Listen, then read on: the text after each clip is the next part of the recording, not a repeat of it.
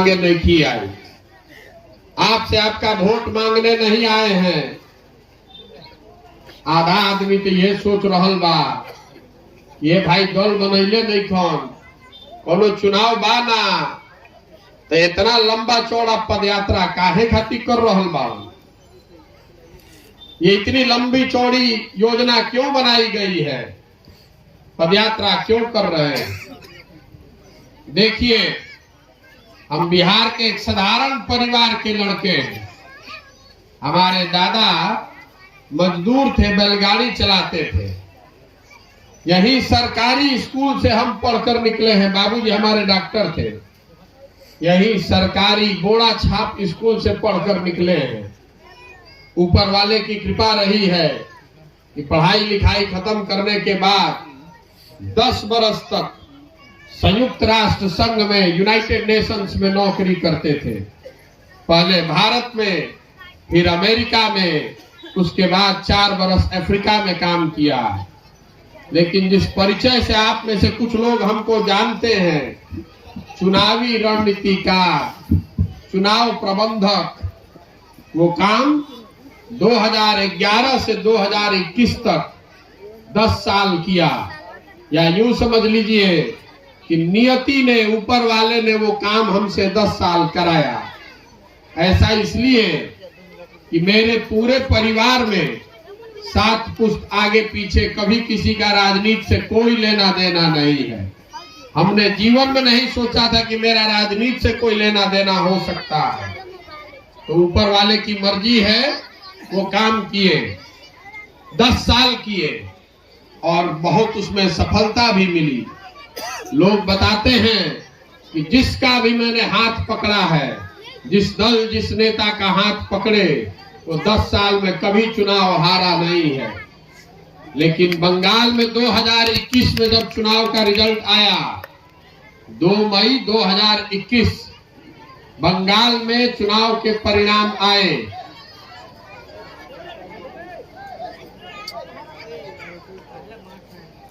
दो मई 2021 को जिस दिन बंगाल का परिणाम आया, उस दिन मैंने सार्वजनिक तौर पर यह घोषणा की है कि मैं अब जीवन में किसी भी राजनीतिक दल और नेता के साथ काम नहीं करूंगा। अब रउआ पूछब कि ऐसा का है, वही काम करके इतना नाम कमाए हैं। लोग बताते हैं कि उस काम को करने के लिए 2-4 लाख नहीं, 2-4 करोड़ नहीं, बड़े बड़े दल और नेता हमको सैकड़ों करोड़ रुपया देते।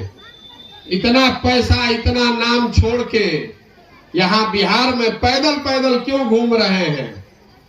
इसलिए ऐसा कर रहे हैं कि 10 साल नेताओं के साथ, दलों के साथ बहुत नजदीक से काम करके देखा, ये अनुभव किया कि नेताओं के जीतने से, दलों के जीतने से जनता नहीं जीतती है। आपको ऐसा लगता है कि आपका दल जीत गया, आपका नेता जीत गया, लेकिन जो जीत गई चल गई, राव स्थिति कुछ ना बदली। इसीलिए मैंने सोचा कि अगर भगवान ने मुझे कुछ शक्ति बुद्धि दी है, अगर भगवान ने मुझे कुछ शक्ति बुद्धि दी है, तो ऐसा कुछ करें जिससे जीवन में, जनता के जीवन में फर्क पड़े। यही से वो सब काम छोड़कर बिहार आए हैं और बिहार में पदयात्रा कर रहे हैं। पदयात्रा इसलिए कर रहे हैं कि जिस समाज को, जिस राज्य को बेहतर बनाना चाहते हैं, कम से कम एक बार आकर देखें तो सही कि आप रहते कैसे हैं, आपके जीवन में कितनी कठिनाई है। अभी रउआ गांव से गुजर के आवतनी पैदल, तो देख के ही बुझाता कि 50 बरस से इस गांव में कोई काम नहीं किया है। सही बात है। कल चाहे कि कोई हो, वोट तरुआ हर बार देता नहीं।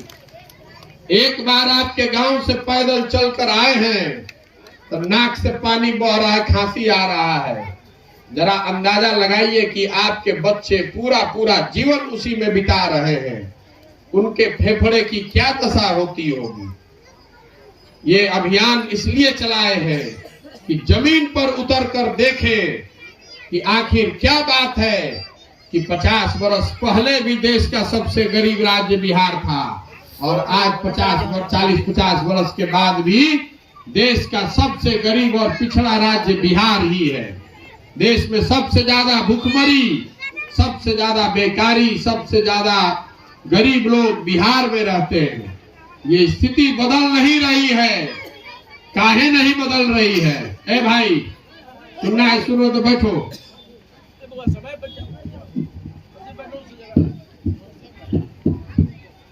ये बदल क्यों नहीं रही है?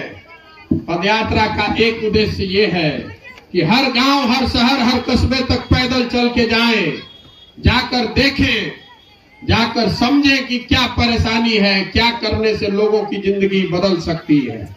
पदयात्रा जब खत्म होगा तो पूरे बिहार के 8,000 से ज्यादा पंचायत, 8,000 से ज्यादा पंचायत और 2,000 से ज्यादा नगर क्षेत्र का 10 साल का विकास का योजना जारी करेंगे, ताकि आप देख सकेंगे कि आपके गांव, आपके पंचायत में अगले 10 साल में कौन सा काम होना है।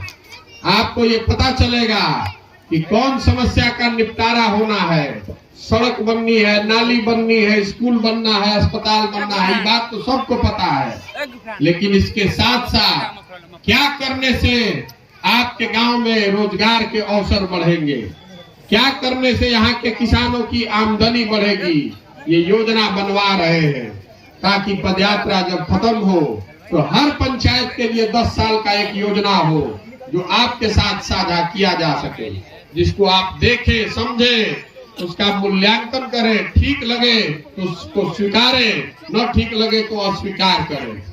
पदयात्रा का दूसरा उद्देश्य ये है, पैदल इसलिए चल रहे हैं कि 25-30 साल से बिहार में जितना लोग एमएलए बना, जितना एमपी बना, 1250 परिवार के लोग ही इस राज्य में एमएलए एमपी बनते हैं। जिस दल का भी बना हो, सब एमएलए एमपी का नाम लिख दीजिएगा तो आपको पता चलेगा कि 1250 परिवार का आदमी यहाँ एमएलए एमपी बनता है पूरे राज्य में। सामान्य आदमी को अवसर नहीं है। आप एमएलए एमपी नहीं बन सकते हैं, चाहे आप में कितनी काबिलियत हो। तो पदयात्रा का उद्देश्य है कि समाज के बीच से ऐसे लोगों को ढूंढ कर निकाला जाए जिनमें काबिलियत है, जिनमें बिहार बदलने का जज्बा है, और उन लोगों को, चाहे वो हिंदू हो या मुसलमान, गरीब हो या अमीर, अगड़ा हो या पिछड़ा, उनको एक साथ एक मंच पर बैठाया जाए। जब पदयात्रा खत्म होगी तो ऐसे लाखों लोगों को ढूंढकर हमने निकाल लिया होगा अगले 1.5-2 साल में, जिनको एक साथ, जिनको समाज ने सही आदमी माना है, उनको सबको एक साथ एक मंच पर बैठाएंगे और सब लोग मिल के तय करी कि दल बनावे के बाद तो बन जाए दल। दल बनाने में कितना देर लगता है, वो तो एक दिन में बन जाएगा। लेकिन अगर दल बन गया तो दल प्रशांत किशोर का नहीं होना चाहिए, वो किसी एक व्यक्ति का नहीं, किसी एक धर्म का नहीं, किसी एक जाति का नहीं, किसी एक परिवार का नहीं। बिहार के उन सारे लोगों का दल होना चाहिए जो इसको मिलकर बनाएंगे और मिलकर ही चलाएंगे। इसका नाम क्या है? जन सुराज। इसका नाम प्रशांत सुराज नहीं है, ये मोदी सुराज नहीं है, ये लालू सुराज नहीं है। ये महात्मा गांधी की जो सोच थी उससे प्रेरित है। अगर आपको बिहार में व्यवस्था बदलनी है तो गांधी जी को छोड़कर दूसरा कोई रास्ता नहीं है। उस सोच को, जो आजादी से पहले महात्मा गांधी ने जो कांग्रेस बनाई थी, उस कांग्रेस को पुनर्जीवित करने का अभियान है। ये बिहार में रीजनल पार्टी बनाकर चुनाव लड़ने का अभियान नहीं है। वो काम तो हमने 10 साल बहुत किया है, लोगों को हराया जिताया है। अब मेरी उसमें कोई दिलचस्पी नहीं है। मेरी दिलचस्पी है समाज को जगाने में, मेरी दिलचस्पी है समाज से ढूंढकर सही लोगों को निकालने में, मेरी दिलचस्पी है ऐसे लोगों को आगे चुनाव जिताने में। बिहार तब बदलेगा, बिहार तब बदलेगा जब 50,000 अच्छा लड़का वार्ड सदस्य जीत कर आए, जब 5,000 6,000 अच्छे लड़के मुखिया बने, जब 100-150 अच्छा आदमी विधायक बने। सिर्फ मुख्यमंत्री के बदलने से, दल बदलने से बिहार को नहीं सुधारा जा सकता है। लिख कर रखिए। जो आता है मंच पर जो आदमी जो नेता मंच पर आता है वो क्या कहता है कि हमरा के वोट दे दी, हम आई तो आपकी हाली ठीक कर दे। हम आपको कहने आए हैं कि हमको वोट दे भी दीजिएगा तो उससे कुछ नहीं सुधरेगा। जब तक आप नहीं सुधरिएगा, जब तक आप अपने और अपने बच्चों की चिंता नहीं कीजिएगा, तब तक बिहार को कोई नहीं सुधार सकता है। इस भ्रम में मत रहिए कि कोई नेता और कोई दल आकर बिहार को सुधारने वाला नहीं हो सकता है।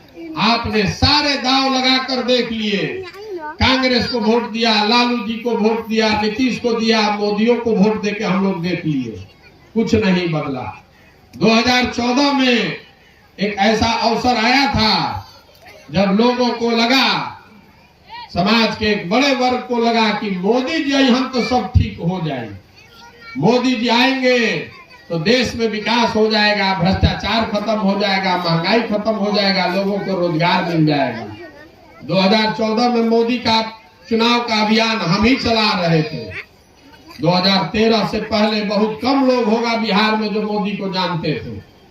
हम लोगों ने ही चुनाव का अभियान किया। नारा आपने सुना होगा, लिखा गया, हर हर मोदी घर घर मोदी, हर हर मोदी घर घर मोदी। तो बिहार के घर मोदी जी गुजरात के, अब बिहार के घरे घर में आदमी मारा मारी करे के तैयार बाड़न कि मोदी जी हम तो ठीक हो जाए। मोदी जी महामानव हैं, बहुत बड़े नेता हैं।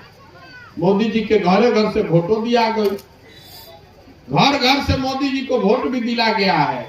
अब विकास भइल कि ना, महंगाई खत्म भइल कि ना, रोजगार मिलल कि ना, तो गुणा गणित रउआ कर ले अपना घरे जाके। का भइल हम रउआ के बतावत तानी। घर घर से हम लोगों ने मोदी जी को वोट दिया तो घर घर से सिलेंडर का 1250 और DAP 500 रुपया का 1600 रुपया पूरा पूरा वसूला रहा है। दिया था ना, छूट नहीं खे मिलो ना मिली रे भाई। अरे भोटवा हमनी के देले बानी जा, तो पैसा सिलेंडर के 1250 और DAP के 1600 पाकिस्तान के आदमी दी, हमनिए के देवे पड़ी। देखिए हमनी के ढेर वोट देले बानी जन मोदी जी के, तो मोदी जी हो गए प्रधानमंत्री। आ थोड़ा बहुत हमनी के वोट देले बानी जब नीतीश कुमार के, तो वो हो गए मुख्यमंत्री। तो नीतीश बाबू जब बन गए मुख्यमंत्री तो कहे कि हमको महिला लोग बहुत वोट दिया है, हम बिहार में लागू करेंगे शराबबंदी। तो नीतीश बाबू के कहने से बिहार में शराबबंदी लागू हो गया।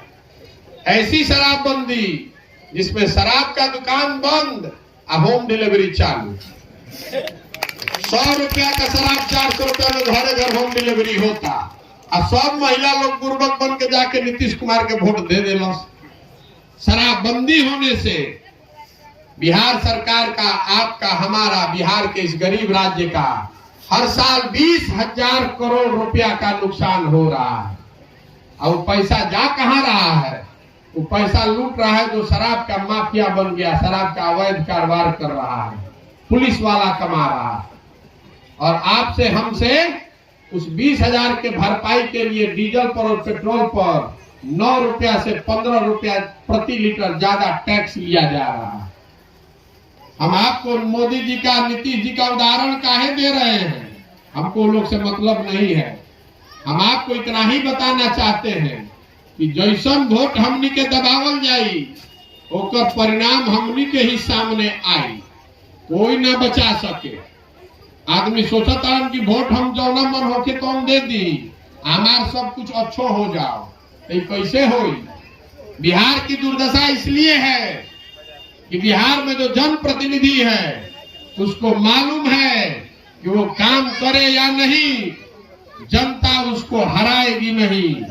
हम आपको बता रहे हैं बिहार में जितना आदमी हमने के बानी जा 5 वर्ष बैठ के बतियावता नहीं जा कि बिहार में कितना भ्रष्टाचार बा, पढ़े के व्यवस्था नहीं थे, गांव में सड़क नहीं थे, नली गली नहीं थे, अस्पताल नहीं थे, खेत में पानी नहीं थे। लेकिन जहिया चुनाव होता वो दिन सब बात भुला जाता। बिहार में पिछला 30 साल में 4 ही चीज पर वोट पड़ रहा है। पहला बात अपना जात के बात, चलो ओकरा के दे दिहल जाए। जे जात से बच गई तो आदमी कहता कि है मुसलमान लोग के सबक सिखावे के बाद सब हिंदू एक हो जा रे भाई, तो जाके हिंदू सब वोट दे देता नहीं को जे दोनों से बच गई। तो कहता कि भैया कतनो खराब बा न भाजपा आ नीतीश कुमार, और लालू जी वाला अपराध वाला राज ना चाहिए। चली रोड नहीं खे, स्कूल नहीं खे, पढ़ाई नहीं खे, लेकिन कम से कम कोई आके गोली नहीं खे न मारो, इनके के दो मन मार के। आ चौथा कैटेगरी बा हमनी के मुसलमान भाई लोग के, रउआ सब कहता नहीं जा कि अब मरी चाहे जी ही कुछो हो जाओ, भाजपा के तो नानक दे सकी, तो एक बच गए ललटेन के दबाव रे भाई। तो जब रउआ जानता नहीं हम जानता नहीं, तो नेतो कुछ जान मिल बड़ा सन, तो जानता ही है कि भैया रो के चाहे गा के, हंस के चाहे गरिया के, वोटवा तो उसी को दीजिएगा, जाइएगा कहाँ। अभी एक गाँव में आवता नहीं तो हर आदमी कहता भैया देखते न 45 साल में हमनी के का दुर्दशा बा, 75 साल में। आप यहाँ से बैठ के कहिएगा कि अब की हाल नेता को सबक सिखा देंगे, लेकिन जहिया वोट होगा आप ही के शागिर्द आप ही खुद बैठ के कहिएगा कब छोड़ो भैया रोड के चिंता, भाजपा ना जीते के चाहिए, जौन लोग को तय करे के दो, रोड बाद में देखल जाए। बात है ना भाई, ईमानदारी से बात यही है, इसीलिए बिहार सुधर नहीं सकता। और आप लोग से जितने यहाँ माइनॉरिटी के भाई बैठे हुए हैं, आपकी एक और चिंता है। रउआ सोचता नहीं कि भैया विकास के बात तो ठीक बा, ये तो बात बुझाता, आप आए हैं, आप बहुत पढ़े लिखे आदमी हैं, आप बढ़िया कीजिएगा, लेकिन आपकी चिंता ये नहीं है कि प्रशांत किशोर का क्या होगा, कि जन सुराज का क्या होगा। राउर चिंता तो ये बा, अरे भैया कहीं भाजपा के से फायदा तो ना हो जाए, यही मेरा दिमाग अजुराई बा कि इससे भाजपा का फायदा होगा कि नहीं। इसलिए आपके 4-5 प्रश्नों का उत्तर दे देते हैं। आपसे वोट नहीं चाहिए, लेकिन आपके प्रश्नों का उत्तर दे देते हैं। आप में से बहुत सारे लोग हैं जो हमको पूछ रहा है कि भैया महागठबंधन की मदद काहे नहीं कर दे, भाजपा को हराने में मदद हो जाती, तो महागठबंधन का मदद काहे नहीं कर रहे। 2015 में महागठबंधन शब्द ही मैंने लिखा, ओकरा से पहले रहा महागठबंधन शब्द ना सुन ले। 2015 में महागठबंधन बनाया गया, उसको आपके सपोर्ट से बहुत भारी बहुमत भी मिला, लेकिन नीतीश कुमार बिना किसी वजह के 2015 में जीतने के बाद भाजपा में चले गए।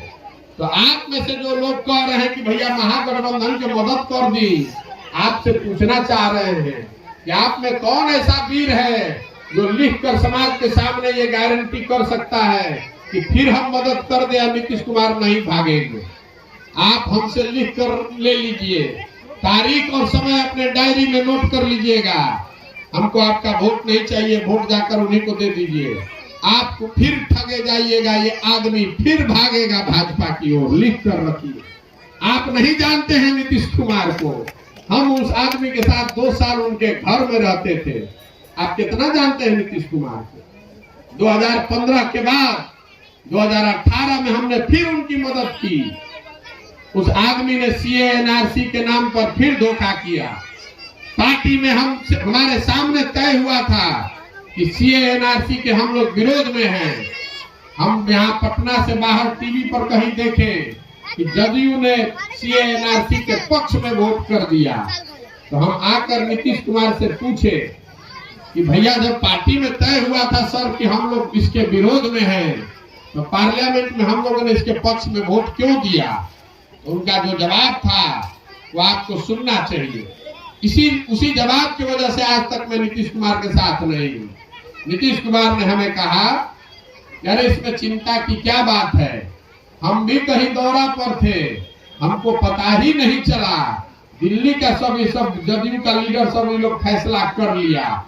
आप बाहर अभी निकलिएगा तो प्रेस को बोल दीजिए कि हम बिहार में इसको हम लोग लागू नहीं करेंगे। उसी दिन हम जान गए कि यह आदमी दिन में ही आंख में धूल झोंकने वाला है, इसलिए उस आदमी का साथ छोड़ दिए।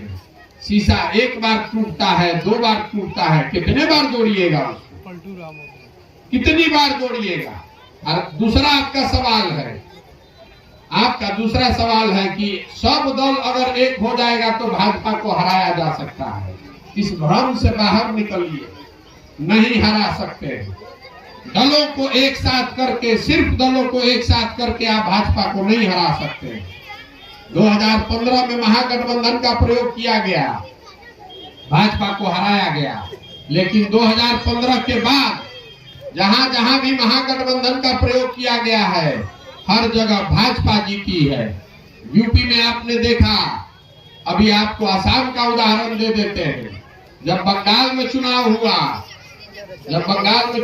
तो बहुत लोगों ने आकर हमको बताया कि भैया बंगाल में भाजपा के हरावे के बाद तो महागठबंधन बनवाई, कांग्रेस और लेफ्ट को भी जोड़िए। हमने वो नहीं माना, तो बंगाल का रिजल्ट वो मालूम बा, लेकिन असम में कांग्रेस ने महागठबंधन बनाया तो वहां भाजपा जीत कर आई है। सिर्फ दलों को जोड़कर आप भाजपा को नहीं हरा सकते हैं, ये मेरा 10 साल का अनुभव है। आप बात को पहले समझिए कि आपकी लड़ाई किस चीज से है। आपकी लड़ाई जिस भाजपा को आप देखते हैं भाजपा से नहीं है। भाजपा तो कॉफी का झाग है, उसके नीचे संघ कॉफी है।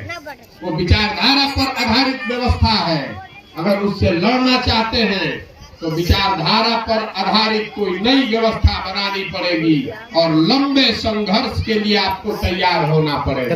एक दिन में जातीय समीकरण बनाकर नहीं हरा सकते हैं। उस विचारधारा से अगर लड़ना, उसको एक दिन में नहीं बनाया गया है। 30 साल 40 साल संघ के लोगों ने अपना पसीना बहाया है। आपके लिए ठीक हो या खराब, लेकिन उस विचारधारा के मानने वाले लोगों ने 30 साल 40 साल समाज और राजनीति के स्तर पर मेहनत की है, पसीना बहाया है, तब जाकर उस व्यवस्था को खड़ा किया है। अगर उससे लड़ना है, गोडसे की विचारधारा से लड़ना है, तो एक ही हथियार है, गांधी की विचारधारा को फिर से पुनर्जीवित कीजिए। इसीलिए जन सुराज कर रहे हैं। आप में से जिसको लगता है कि ये राज्य में हरा दिया जाए, हम आपको अपना अनुभव बता रहे हैं। 2015 में हम लोग बिहार जीते भाजपा को हरा के। 2017 में मैं पंजाब गया। जब तक हम पंजाब जीते तब तक बिहार को भाजपा ने अपने साथ मिला लिया। 2017 में हम पंजाब जीते। 2019 में जब तक हम तेलंगाना और आंध्रा जीते तब तक उसने अमरिंदर सिंह को अपने साथ मिला लिया। 2019 में हम तेलंगाना और आंध्रा जीते, जब तक बंगाल और तमिलनाडु 2021 में जीतते तब तक तेलंगाना और आंध्रा को अपने साथ मिला लिया। इसलिए मैंने ये देखा, समझा, अनुभव किया कि ऐसे आप जीवन भर जीतते रहिएगा फिर भी आपको उठने नहीं देगा। जहां आप जीत जाते हैं, दूसरे जगह जाते हैं तो पहले वाले को घेर के अपने साइड कर लेता है। इसीलिए उस काम को छोड़कर विचारधारा पर आधारित एक व्यवस्था बना रहे हैं। एक बार इसको खड़ा कर देंगे तो अपने आप ये कहानी बिहार से शुरू होगी, लेकिन बिहार तक रुकेगी नहीं। ये लिख कर रखिए। और आपका वोट नहीं चाहिए हमको। आप अपना हिसाब किताब खुद ही देख लीजिए। आप जिसको अपना दल मानते हैं, जिस महागठबंधन को अपनी सरकार मानते हैं, उसमें आपको क्या मिला है वो आप जरा देख लीजिए। अभी यूपी में चुनाव हुआ था। चुनाव जब सपा हार गई, बहुत सारे मुस्लिम संगठनों को लगता था कि सपा यूपी में